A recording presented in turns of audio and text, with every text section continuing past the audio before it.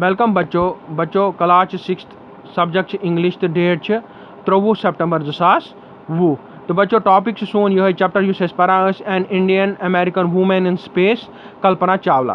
रात पर्याव अस news report बे पर्याव कि कल्पना चावला यह जाम कर्नल मध्य प्रदेश मं तो अम जहां सोचमुत कि बह स्पेसस मं तो अमिस फादर तो अपोज करान सह वन कि ऐ कर अत मं कह मतलब डिग्री यह कर एरोनॉटिकल इंजीनियरिंग मं कर ग्रेजुएशन की लेकिन अम कर अत मं तम पत गई यूनाइटेड स्टेट्स ऑफ अमेरिका तत कर अम कत मं अथ मं कर मास्टर्स डिग्री तम पत कर PhD तो एरोस्पेस इंजीनियरिंग मं ठीक है बच्चों। दपा Kalpana Chawla was the first Indian American women astronaut to blast off from the launch pad दपा कि कल्पना चावला यह गड़िच इंडियन अमेरिकन जामुत इंडिया मं लेकिन रोजान पत अमेरिका मं तवे वोनुक अमिस कि यह Indian American women astronaut to blast off क्या ये क्या लॉन्च पैडस मं खस स्पेस क्राफ्टस मं कत पे गई पत स्पेसस मं कत पे गई ये बच्चों वो कार्निवल फ्लोरिडा मान तो गई ये आसमानस मं स्पेसस मं गई and participate in A successful mission in space यह गई स्पेसस मं सक्सेसफुल मिशन तो अम सज family her family from India cheered along with the staff at Kennedy Space Center as they watched the Columbia liftoff दपान कि Amish family ये India मं ते staff कर कैनेडी स्पेस सेंटर ये पे स्पेस क्राफ्ट वुड़ाव स्पेसस मं ये मं बिहित तो अमिस कोरुक सरपोप कोरुक यमो कि मतलब यह सक्सेसफुल मिशन गो तो कोलंबिया स्पेस क्राफ्ट अम कोर लिफ्ट ऑफ अम त्रो अर्थ जमीन त्रोन पत यह खोत आसमानस मं ठीक है बच्चों। वो एक बच्चों ये लड़की कल्पना चावला एक अम फोटो हत तो अम लगोमुत यह क्या space suit लगोमुत space suit Amish गंडित क्या स्पेसस मं ऑक्सीजन आसान कि इथे कन प्रॉपर यह सूट लगाउन हेलमेट लगाउन तो अति हेको अस तत सर्वाइव कर एक अम सह पिक्चर हत वो तो यह कल्पना चावला। वह क्या वन बच्चों वो सॉरी मे वन तुम कर्नल यह जाम कर्नलस मं जाम लेकिन स्टेट हरियाणा एक पो ब्रो दपान कि Kalpana was born in Karnal Haryana but was a naturalized US citizen married to a flight instructor Jean Perry Harrison. Besides being an astronaut, she was licensed to fly single and multi-engine land airplanes, single-engine seaplanes and gliders. She was also a certified flight instructor. After qualifying as a pilot, Kalpana began to consider another challenge, applying to NASA's Space Shuttle program. She was first hired as a research assistant at NASA. In 1994, she was selected by NASA for training as an astronaut.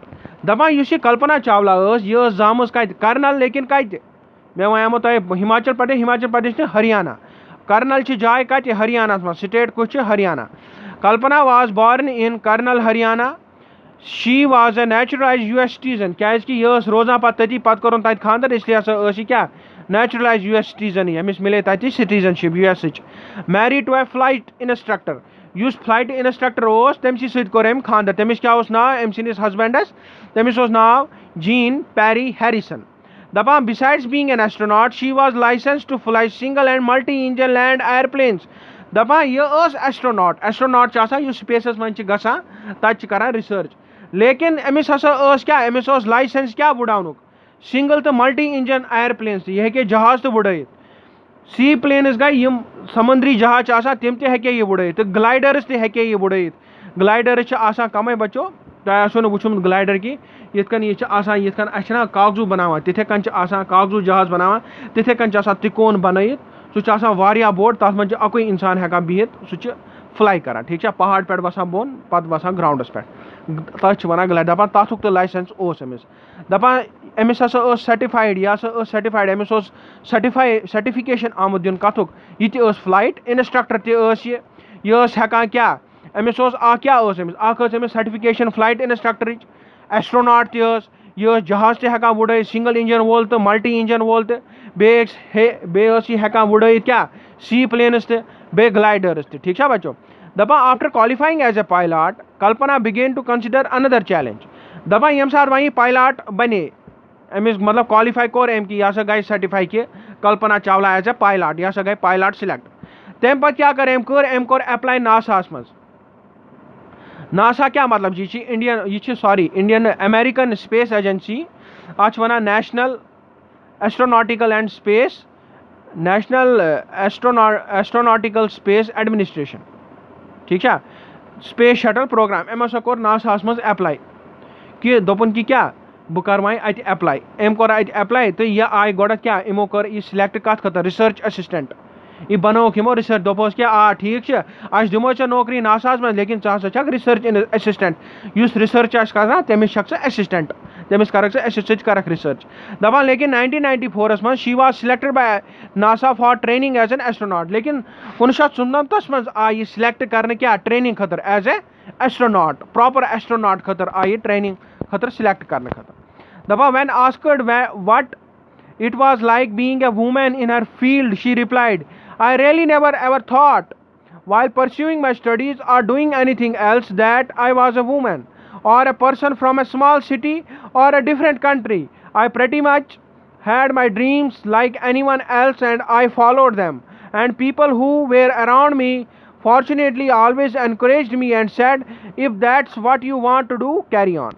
दपान कि अमिस हसा आव एक दो प्रश्न दोपनस कि हे च कूर च लड़की च जन तो क्या बासान मतलब च एस्ट्रोनॉट बने वन एस्ट्रोनॉट चे क्युथ बासान। दपान कि मे हसा सूच ना अत बारस मज जान यम सात बह पारान मे हसा सूच ना अत बारस मज जान कि बह लड़की तो बे हसा छस बह आमुत लकटे गाम पे हरियाणा पे या बे बे कुन जाए मुल्कस मज क्या यह अमेरिका मज यह इंडिया मज कि मे आव ना दिमागस मज तो दपान एम वो दोपन कि मे हसा पन ख्वाब बह सोचा कि मतलब बह गस आसमानस मज स्पेसस मज गस मे हसा कर सू पे यह मे पन ख्वाब मे कर सू पूर। दपान बे यम लूक मे इर्द गिर्द तो बह हसा खुश नसीब यम मे मोल मोज कह मे समख्या या यम लूक मे सराउंड कर तमो कर मे हमेशा एनकरेजमेंट दोप कि ना च असल करान च कर अत मज ट्राई, अगर चे ख्वाब च पर अत खतर च कर पन ख्वाब पूर। तो बे युस तह अमिस समख्या तमो वोन अमिस हमेशा यह दोपस कि अगर चे यह असल लगान, अगर चे यह यसा कर च कर यह च मो सन बाकी कुन चीजस कह। तो तवे बने यह असल एस्ट्रोनॉट। अम कोर पत नासा मिशन तह फ्लाई ये मज पो अस ब्रोह बचो, ठीक है बचो। बाकी तुम बिहू घर मज, स्टे होम स्टे सेफ।